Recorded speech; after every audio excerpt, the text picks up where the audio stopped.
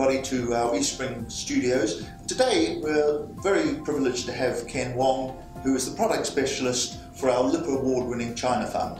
Ken, thank you for making the time for us. Now, I've got to ask, we started off in September last year and we saw the Chinese market rally. The end of the year we hit a brick wall and we're now some 13 to 14% off. What actually happened? Did the GDP figures have any effect on this? Just what was actually going on here? Well, we think what happened was that the market took these poor economic readings as a reason to actually sell out in some of their gains that they had over the past quarter.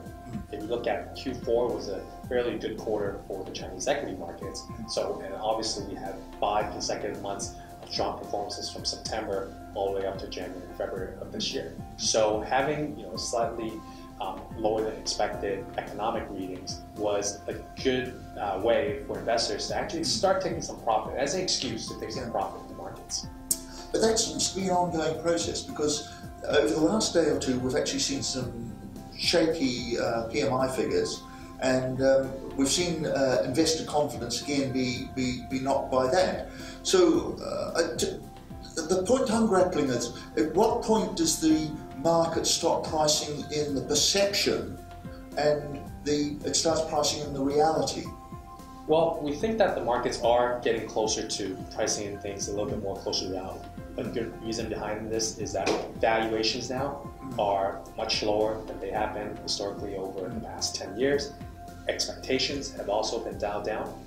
We've seen 24 months of downgrades from the sell side, and we have started seeing some of these revisions bottoming out, and EPS growth number doing slightly better. So we think at this point in time, actually, the numbers are actually getting more closer to the lower point, and there's definitely a greater margin of safety for investors in the Chinese equity markets right now. So basically, the message I take away from this is that your concern over the past 2 years that the earnings forecasts were just too aggressive and not believable, that seems to be washing itself out of the system. Correct. So in other words, you think that the apparently cheap valuations that we see today really are cheap. It's not an illusion. Exactly. They are cheap because they are one standard deviation cheap based on sort of where the markets have been. Markets were trading more closer to 12.5 times PE over the past 10 years, where markets are now trading at closer to 9 times PE. So you definitely do see where the markets are trading much more cheaper than it has before.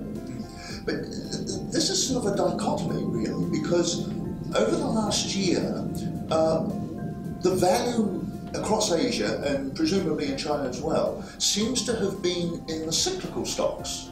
And yet the investors have gone and chased the non-cyclical stocks, such that valuations now, the valuation gap between the two, is nearing their historical wides again.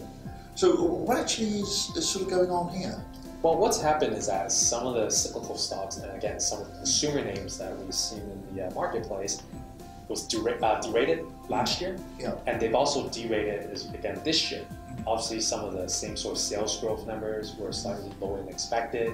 Earnings came in more towards the lower end of guidance, and also what we had was with lower earnings expectations, the markets didn't perceive that too well. So what happened was these companies derated, and what you also got was the fact that these stocks became quite attractive, and this is where there are a lot of opportunities in some of these sectors for investors to take advantage of. This, again, sort of raises as many questions as it answers, because if we'd been having this discussion 2 years ago, it would have been roughly the same discussion and the same points being brought up. We've got stocks that have been cheap now for 2 years. What's going to break this? What are you looking for that is going to actually signal to you, hey, we're out of this period of range trading, we're off to the races? Well, I think at the moment what you see is that expectations are a bit low. And what's happened is the fact that there is still some uncertainty, sort of what's going on in China from a political point of view. What we've seen is that everyone is expecting for the government to start having various forms of reforms, whether it be state-owned enterprise reforms, banking reforms, potentially tackling corruption with anti-corruption. These are all going to be important things, but unless investors see a more finer blueprint on what the central government will do about these things, on how to tackle it as China moves sort of towards its next phase of the economy, investors will still give a discount to the Chinese stock markets. So only when these things start to happen will you expect actually for the markets to re-rate. And again, this isn't going to be a 1 month or 6 months or a 1 year thing. This is a 2, 3, 5 year type of process when we talk about reforms.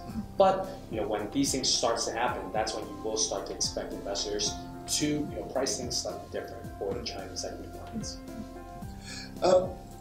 So basically you're saying this is a good opportunity to position. Correct. Ken, I think we're running out of time. In one short, succinct sentence, is there any basic message that you want our investors to go away with in relation to China? Yeah, I think as I mentioned, over the past few minutes, China, what's happening right now in China? Well, within the stock markets, you have low expectations, low valuations. You do have some uncertainty in terms of what will happen with some of these reforms, but we think actually this is a very good recipe, for investors to take advantage of the situation and to start having, more investments into Chinese equities. Good, thank you very much. Ladies and gentlemen, that was Ken Wong, who is the product specialist of our Lipper Award-winning China Fund in our Eastspring studios today. Thank you for watching.